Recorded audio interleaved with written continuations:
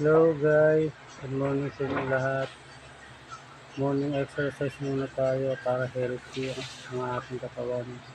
Ito ang ginagawa ko, hammer curl. Importante guys, malusog na pangangatawan. Kasi kahit gaano tayo kayaman, kung meron naman tayong sakit, ubos din ang pera natin. Kaya tayong mahihirap, kailangan natin maging healthy and fit. So guys, start your exercise.